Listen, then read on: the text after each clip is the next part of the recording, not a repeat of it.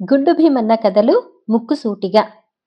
జమీందారు గారి గ్రామానికి 10 మైళ్ల దూరంలో శ్రీపురం అనే గ్రామంలో దేవీ నవరాత్రులు జరిగేటప్పుడు అమ్మవారి దేవాలయంలో జమీందారు గారు తరపున కూడా అర్చన జరగటం రివాజు. అర్చన చేయించటానికి జమీందారు గారు స్వయంగా వెళ్ళకపోయినా ఎవరినో ఒకరిని పంపుతుండేవారు. ఆ పని ఈసారి భీమన్న పైన పడింది. భీమన్న, ఇవాళ నువ్వు బండిలో శ్రీపురానికి వెళ్ళి మన పేర అమ్మవారికి అర్చన చేయించి సాయంకాలానికల్లా తిరిగి రావాలి అని జమీందారు గారు అల్లుడితో చెప్పాడు. బండిలో పళ్ళు, టెంకాయలు, ఇతర పూజా ద్రవ్యాలు పెట్టారు. భీమన్న ఎక్కి కూర్చున్నాడు. బండి కదిలింది.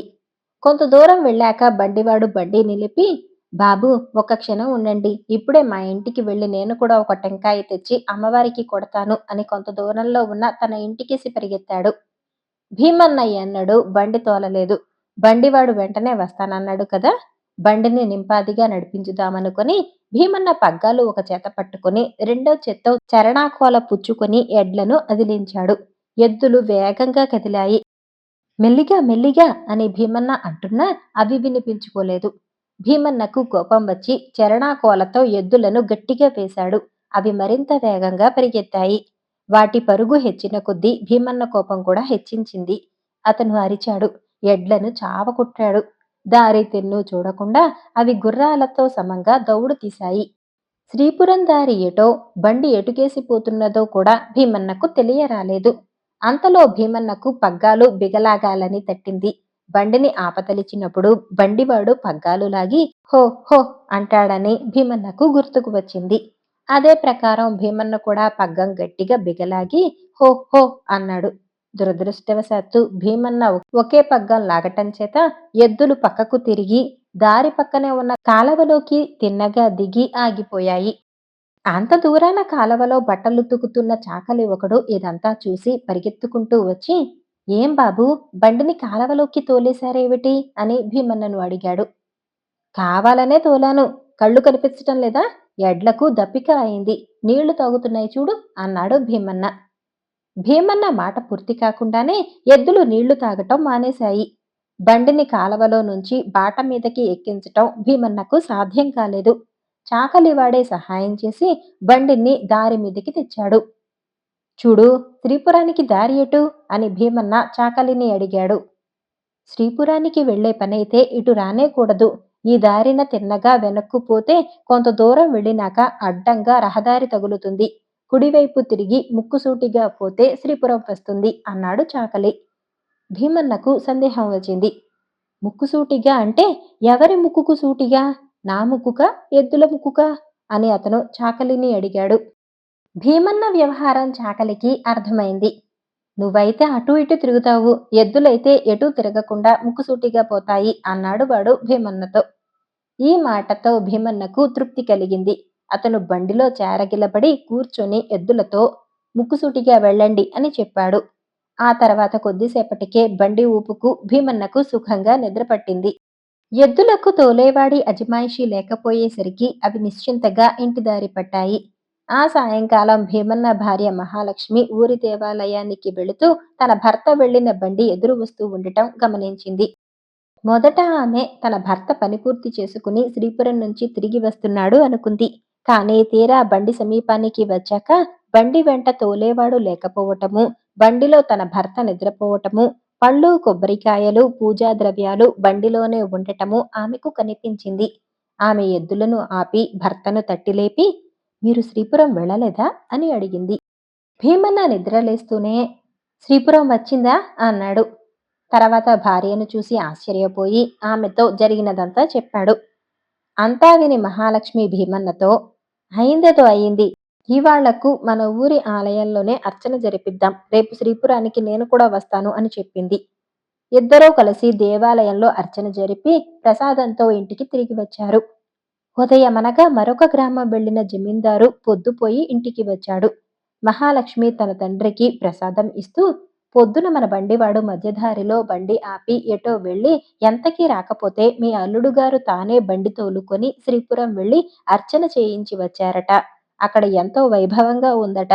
రేపు నన్ను కూడా తన వెంట రమ్మంటున్నారు అని చెప్పింది. అంతలోనే బండివాడు కూడా వచ్చి చేతులు కట్టుకొని నిలబడ్డాడు. వాడు మాట్లాడక మునుపే మహాలక్ష్మి వాడి మీద విరుచుకుపడి, అయ్యగారిని వదిలేసి మధ్యదారిలో అంతసేపు ఎక్కడికెళ్ళావురా పశువా? చూసి చూసి ఆయన వేళ మించిపోతుందని స్వయంగా బండి తోలుకెళ్లారు తెలుసా? ఎలాగైనా నువ్వు పని చేసేది అని వాణ్ణి గదమాయించింది. నేను అప్పుడే తిరిగొచ్చానమ్మగారు. బండి జాడే లేదు. అప్పుడు కాలినడకన శ్రీపురం వెళ్ళా. అక్కడ బండి గాని, అయ్యగారు గాని కనిపించలేదు అన్నాడు బండివాడు. నువ్వు అప్పుడే తిరిగొచ్చి ఉంటే బండి ఎందుకు మాయమవుతుంది? నువ్వు కాళ్ళు ఈడ్చుకుంటూ శ్రీపురం చేరేసరికి అయ్యగారు అర్చన ముగించి తిరుగుదారి పట్టి ఉంటారు అన్నది మహాలక్ష్మి. దారంతా చూశానమ్మగారు అని బండివాడు అంటుంటే మహాలక్ష్మి వాణ్ణి మాట్లాడనివ్వక, ఏడవలేకపోయావు. ఇవాళ అయిందేదో అయింది. రేపు మేమిద్దరము మళ్ళీ శ్రీపురం వెళుతున్నాం. పెందలాడే బండి సిద్ధం చేసి తీసుకురా అన్నది. తనకొక పెద్ద గండం తప్పినట్టుగా సంతోషించాడు బండివాడు. మర్నాడు భీమన్న వెంట మహాలక్ష్మి కూడా వెళ్లి శ్రీపురంలో అర్చన జయప్రదంగా చేయించింది. ఇద్దరూ సంతోషంగా ఇంటికి తిరిగి వచ్చారు. ఎవరు పెట్టాలి, ఎవరు తినాలి. భీమన్న చేత అవమానం పొందిన వెంకటప్ప తాచుపాములాంటి స్వభావం కలవాడు. భీమన్న పైన ప్రతీకారం చేయాలని వాడికి బాగా పట్టుకున్నది. జమీందారు గారి ఇంటి నుంచి తనను భీమన్న సాగనంపిన పద్ధతి ఊరంతా తెలిసిపోయింది. ఇక తాను ఊళ్ళో తల ఎత్తుకు తిరగటం సాధ్యం కాదు. అందుచేత వెంకటప్ప తన కొడుకును సుబ్బన్నను పిలిచి, ఒరే, నేను కొంతకాలం పొరుగురులో ఉండి వస్తాను. ఈలోగా నువ్వు భీమన్నను అత్తవారింటి నుంచి వెళ్ళగొట్టాలి. జమీందారు పైన భీమన్న పైన నా పగ తీరాకనే నేను మళ్ళీ ఈ ఊళ్ళో అడుగుపెట్టటం అన్నాడు. ఏం చెయ్యాలో చెప్పు నాన్న, నువ్వు చెప్పినట్టే చేస్తాను అన్నాడు సుబ్బన్న. వాడికి తండ్రి రహస్యంగా చేయవలసినది చెప్పి పొరుగురు వెళ్ళిపోయాడు. సుబ్బన్నకు భీమన్నకు కొద్దిపాటి స్నేహం ఉన్నది. అందుచేత వాడు భీమన్న దగ్గరకు వెళ్ళి, జమీందారు గారి అల్లుడు కావటం నీకెంత అపకారమైందో తెలుసా? ఊళ్ళో అందరూ నిన్ను చూసి హేళన చేస్తున్నారు అన్నాడు. హేళన చేయటానికి నేనేం చేశానని అని భీమన్న అడిగాడు. ఏమి చేయకపోవటమే నీ లోపం. పరువైన మగవాడెవడు భార్య పెడితే తింటూ కూర్చోడు. ఏదైనా పని చేసి తాను తిని భార్యకు పెడతాడు. నువ్వు అలా చేయక నీ భార్య వండి వడ్డిస్తే తింటూ కూర్చున్నావు. నీలాంటి వాణ్ణి చూసి అందరూ నవ్వుతారు మరి అన్నాడు సుబ్బన్న. సుబ్బన్న చెప్పినట్టు తాను భార్య వడ్డిస్తే తినటమే కాక భార్యకు ఏనాడు భోజనం పెట్టలేదు. ఏనుగుకున్నంత బలం ఉండి కూడా తాను పనిపాటు చెయ్యని మాట నిజమే. అలా ఉండటం పరువైన సంగతి కాదని సుబ్బన్న చెబుతున్నాడు. నిజమే అయి ఉండాలి. అందుకే చిన్నప్పుడు బామ్మ తన చేత పని చేయించటానికి ఎన్నో ప్రయత్నాలు చేసింది. చేసేటందుకు పని దొరక్కపోదు. వంట చేయటం బామ్మ దగ్గర నేర్చుకుని వస్తే ఆ తర్వాత ఏదో ఒక పని సంపాదించి తాను కూడా పరువుగా తన భార్యకు తిండి పెట్టవచ్చుననుకున్నాడు భీమన్న. భీమన్న మహాలక్ష్మితో, నేను మా బామ్మ దగ్గరికి వెళ్ళి వస్తాను అన్నాడు. ఏమిటి విశేషం అని మహాలక్ష్మి అడిగింది. వంట చేయటం నేర్చుకోవాలి అన్నాడు భీమన్న. వంట నేర్చుకోవాలని సరదాగా ఉంటే నేను నేర్పుతాగా అన్నది మహాలక్ష్మి పెద్దగా నవ్వుతూ. అది పరువుగా ఉండదు. నేను వంట నేర్చుకున్న దాకా ఈ ఊళ్ళో ఉండరాదు. అందరూ నన్ను చూసి నవ్వుతున్నారు అన్నాడు భీమన్న. తన భర్త తలలో ఏదో వెర్రి ఆలోచన తల ఎత్తిందని గ్రహించి మహాలక్ష్మి అతన్ని ప్రశ్నించింది. ఆ ప్రశ్నలకన్నిటికీ సమాధానాలు చెబితే ఆమె తన ప్రయత్నం కాస్త పడగొడుతుందనుకొని భీమన్న, నన్నేమీ అడగకు, నా పని ముగించుకొని కాని నేను ఈ ఊళ్ళో అడుగు పెట్టను అన్నాడు. మహాలక్ష్మి మాట్లాడక ఊరుకొని అతన్ని వెళ్ళిపోనిచ్చింది. అల్లుడెక్కడా అని జమీందారు గారు అడిగితే వాళ్ల బామ్మను చూసి వస్తానని వెళ్లారు అని చెప్పింది. భీమన్న బయలుదేరి భోజనాల వేళకు ఒక గ్రామం చేరాడు. జమీందారు గారి అల్లుడు వచ్చాడు కదా అని గ్రామ పెద్ద అతనికి తన ఇంట ఆతిథ్యం ఇచ్చాడు. గ్రామ పెద్దతో పాటు భీమన్న కూర్చున్నప్పుడు గ్రామ పెద్ద భార్య వడ్డన చేసింది. భోజనం చేస్తూ భీమన్న, మీ ఇంట్లో వంట ఎవరు చేస్తారు అని అడిగాడు. నా భార్య చేస్తుంది. వంట బాగాలేదా అని గ్రామ పెద్ద భీమన్నను అడిగాడు. చాలా బావుంది. ఎప్పుడు ఆమె చేస్తారా? మీరు చెయ్యరా? ఆ మాట తెలుసుకోవటానికి అడిగాను అన్నాడు భీమన్న. గ్రామ పెద్ద ఆశ్చర్యంతో, నేను వంట చేయటమా? ఎన్నడూ లేదు. నాకసలు వంట చేయటమే రాదు అన్నాడు. భీమన్నకు ఆశ్చర్యమైంది. గ్రామ పెద్ద అయి ఉండి కూడా భార్యకు తిండి పెట్టక భార్య పెడితే తింటున్నాడా అనుకున్నాడు. అక్కడి నుంచి బయలుదేరి భీమన్న ఆ రాత్రికి మరొక గ్రామం చేరాడు. అక్కడి గ్రామాధికారి భీమన్నకు ఆతిథ్యం ఇచ్చాడు. ఇక్కడ కూడా అలాగే జరిగింది. గ్రామాధికారి భార్య వడ్డించింది. తనకు వంట చేత కాదని, తానెప్పుడూ వంట చెయ్యలేదని, కాపురానికి వచ్చిన నాటి నుంచి తన భార్యే 2 పూటలా వంట చేస్తుందని గ్రామాధికారి స్పష్టంగా చెప్పాడు. భీమన్నకు మండిపోయింది. సుబ్బన్న తనతో ఎందుకు అబద్ధం చెప్పాడు? ఆ సంగతి ముందే తేల్చుకోవాలి. భీమన్న బామ్మను చూసే ప్రయత్నం కట్టిపెట్టి మర్నాడు తెల్లవారుజామునే లేచి తన ఊరికి తిరిగి వెళ్లి తిన్నగా సుబ్బన్న ఇంటికి పోయాడు. అప్పుడే సుబ్బన్న భోజనానికి కూర్చున్నాడు. వాడి భార్య వడ్డన చేస్తున్నది. ఏమిరా సుబ్బన్న, నాతో అబద్ధం ఆడతావా? మగవాళ్ళెవరూ భార్యలకు వండి పెట్టటం లేదు. నేను చూసి వచ్చాను. ఆఖరకు నువ్వు కూడా నీ భార్య వడ్డిస్తేనే తింటున్నావు కానీ నీ భార్యకు తిండి పెట్టటం లేదు. నన్ను హేళన చేసిన వాళ్ళెవరో చూపించు అనే భీమన్న సుబ్బన్నను గద్దించి అడిగాడు. నేనన్నది అది కాదు భీమన్న అని సుబ్బన్న ఏదో చెప్పబోయేసరికి భీమన్న, పరువుగల మగవాళ్ళందరూ భార్యలకు తిండి పెడతారని నువ్వు చెప్పలేదా? ఇప్పుడు మాట మార్చుతున్నావా అంటూ సుబ్బన్న జుట్టు పట్టుకున్నాడు భీమన్న. భీమన్న తనను చంపేస్తాడని భయపడి సుబ్బన్న కేకలు పెట్టాడు. చుట్టుపక్కల వాళ్ళంతా చేరారు. సంగతంతా విని భీమన్నతో, సుబ్బన్న మాటకు అర్థం మొగుడు భార్యను పోషించటానికి ఏదన్నా ఉద్యోగం చేయాలని అని నచ్చచెప్పారు. సుబ్బన్న అట్లా చెప్పకూడదా? పెళ్ళాలకు తిండి పెట్టాలనటం దేనికి? ఉద్యోగం చేయాలంటే సరిపోయేది కదా అని రుసరుసలాడుతూ ఇంటికి వెళ్ళాడు భీమన్న. మహాలక్ష్మి భీమన్నతో, మీ బామ్మగారి ఊరు వెళ్ళలేదా అన్నది. ఆ సుబ్బన్న నాతో అబద్ధాలు చెప్పాడు. నేను వంట నేర్చుకోనక్కర్లేదట, ఉద్యోగం చేయాలట అన్నాడు భీమన్న. జమీందారీ వ్యవహారాలు చూడటం ఉద్యోగం కాదా? లేనిపోని అనుమానాలన్నీ పెట్టుకోక భోజనానికి లేవండి వడ్డిస్తాను అన్నది మహాలక్ష్మి. మహాలక్ష్మికి తాను వండి పెట్టనవసరం లేకుండా ఆమె వంట తాను తినవచ్చు కదా అని పరమానందం పొంది భీమన్న భోజనానికి లేస్తూ, ఇక నుంచి జమీందారికి సంబంధించిన పనులన్నీ నాకు చెప్పు, నేనే చేసేసి పరువు సంపాదిస్తాను అన్నాడు. పొడుపు కథ. భీమన్న మామగారి జమి వసంత దేశంలో ఉన్నది. ఆ దేశపు యువరాజు గారు ఒక సందర్భంలో పర్యటన చేస్తూ ఆ వైపులకు రావటం తటస్థించింది. వారు జమీందారు గారి ఎంట ఒకరోజు అతిథిగా ఉంటారని ముందుగా కబురు వచ్చింది.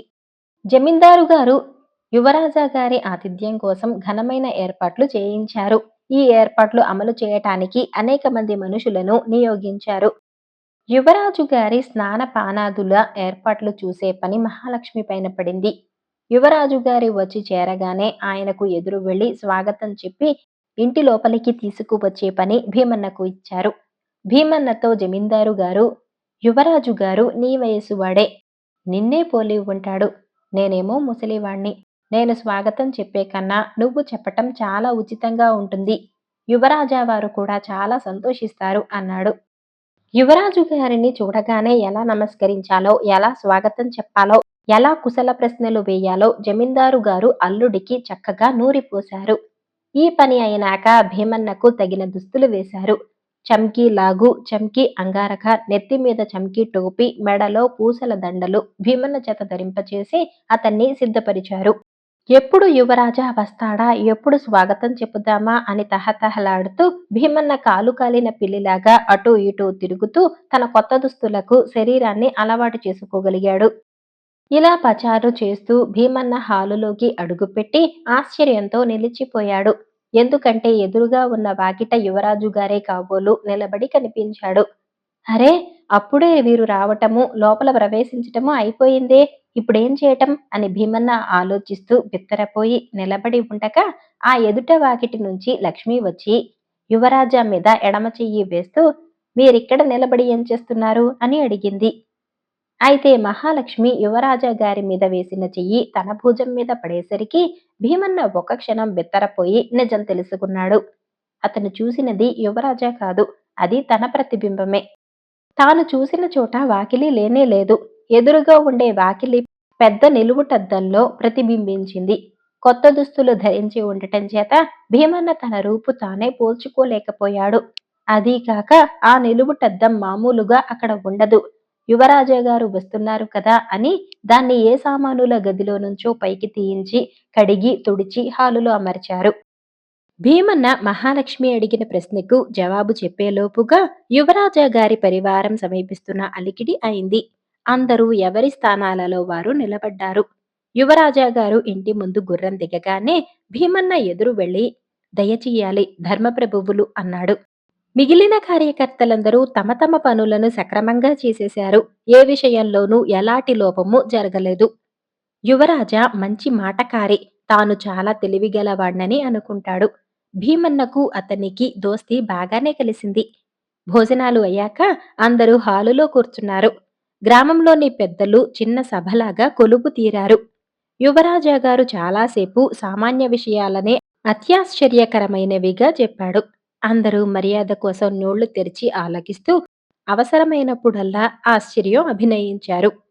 ఈ పల్లెటూరు మొద్దుల తెలివితేటలు చూస్తాం అనుకుని యువరాజా పొడుపు కథలు వేయసాగాడు. యువరాజా వేసే పొడుపు కథలు అందరికీ తెలిసినవే. అందుచేత ఆయన పొడుపు కథ వేసినప్పుడల్లా గ్రామ పెద్దల్లో ఎవరో ఒకరు సమాధానం చెబుతూ వచ్చారు. భీమన్న ఈ సంభాషణను ఆలకించటం మాని నిలువుటద్దంలో కనిపించే చోద్యం గురించే ఆలోచిస్తూ తనకే తెలియకుండా ఒకటి రెండు చేస్తుంది, కుడిని ఎడమ చేస్తుంది, ఏం చిత్రం అనేశాడు.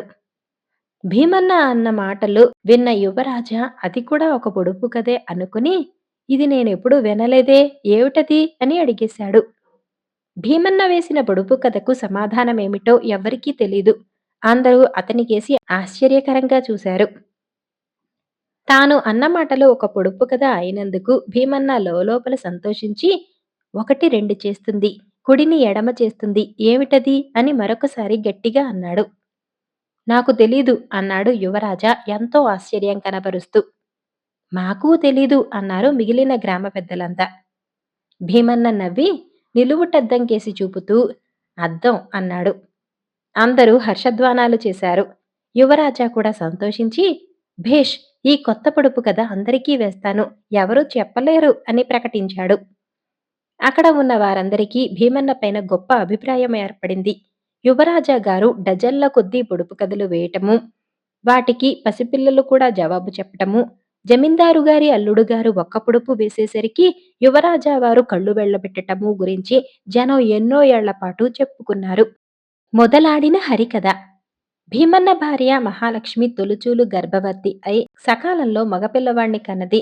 జమీందారు గారికి మనవడు పుట్టాడని ఊరంతా సంబరపడ్డారు. ఇక భీమన్న సంతోషానికి మేరే లేదు. అటు వచ్చి ఇటు వచ్చి పురిటి పిల్లవాణ్ణి చూసి అతను తెగ మురిసిపోయేవాడు. ఒక రాత్రి పురిటి గదిలో పిల్లవాడు అకారణంగా పోరు పెట్టి ఏడవసాగాడు. వాడి ఏడ్పు మాన్పటానికి మహాలక్ష్మి ఏం చేసినా ప్రయోజనం లేకపోయింది. ఇంతలో గుండు భీమన్నకు ఒక విషయం జ్ఞాపకం వచ్చింది. పిల్లలు అకారణంగా ఏడిస్తే దెయ్యాలు పారిపోతాయట. దెయ్యం ఎటుగా పారిపోతుందో చూద్దామని భీమన్న మిద్దె మీదకి ఎక్కి నాలుగు వేపులా పరికించి చూడసాగాడు. ఆ సమయంలో సామాన్ల కొట్టు వైపు నుంచి తపతపమంటూ శబ్దం వినవచ్చింది. ఒక ఎలుక ప్రమాదవశాన ఒక ఖాళీ జాడీలో పడి పైకి రావటానికి ఎగిరి మళ్ళీ మళ్ళీ లోపలే పడుతున్నది. అదే భీమన్న విన్న శబ్దం. కానీ భీమన్న మటుకు దెయ్యమే జాడీలో దాగి చప్పుడు చేస్తున్నదనుకుని జాడీని తన పైపంచెతో కప్పి జాడీని అలాగే ఎత్తుకుని తోటకు వెళ్ళి అక్కడ జాడీని పక్కకు వంచి ఏయ్ దెయ్యమా, ఇదే నీ చోటు, ఎక్కడే ఉండు, ఈ మారు ఇంటికేసి వచ్చావో నిన్ను మారణహోమం చేయించేస్తాను అని అరిచాడు. జాడీలో ఉన్న ఎలుక ప్రాణాలతో బయటపడ్డందుకు సంతోషిస్తూ చీకటిలో ఎటో పారిపోయింది. భీమన్న ఎంతో గొప్ప ఘనకార్యం చేసిన వాడిలాగా ఇంటికి తిరిగి వచ్చేసరికి పురిటి పిల్లాడు ఏడుపు మానేశాడు. భీమన్న తన భార్య వద్దకు పోయి చూశావా, మన అబ్బాయి అకారణంగా ఏడ్చేసరికి దెయ్యం కాస్త పారిపోయింది. దాన్ని జాడీలో బంధించి తీసుకుపోయి తోటలో వదిలేశాను అన్నాడు. పిల్లవాడు అకారణంగా ఏమీ ఏడవలేదు. వాడికి చీమ కుట్టింది. మీరు ఏ ఎలుకనో పట్టుకుపోయి ఉంటారు. దెయ్యమూ లేదు, భూతమూ లేదు అన్నది మహాలక్ష్మి. ఆమె ఆ మాట అన్నాక భీమన్నకు కూడా జాడీలో నుంచి పారిపోయినది ఎలుక రూపంలో ఉండినట్టే అనిపించింది. అతను తన భార్య తెలివితేటలకు ఎంతో ఆశ్చర్యపోయాడు. జమీందారు గారు తన మనవడి బారసాలకు అందరికీ ఆహ్వానాలు పంపి వచ్చే అతిథుల కోసం రోజుకొక వినోదం ఏర్పాటు చేశాడు. రేపు బారసాల అనగా సాయంత్రం వేళ హరికథ ఏర్పాటైంది. పందిట్లో హరిదాసు గారు హరికథ ప్రారంభించాడు. ఊళ్ళో వాళ్ళు చాలా మంది కథ వినటానికి వచ్చారు. పిల్లలందరూ చేరి కేకలు పెట్టి అల్లరి చేస్తున్నారు. తన గదిలో కూర్చొని కాగితాలు చూసుకుంటున్న జమీందారు గారికి హరికథ కన్నా పిల్లల అల్లరి హెచ్చుగా వినవస్తున్నది. అందుచేత ఆయన తన నౌకరును పిలిచి ఆ పందిట్లో చేరిన వాళ్లకు అల్లరి చేయక కథ వినమని చెప్పు అని పంపాడు.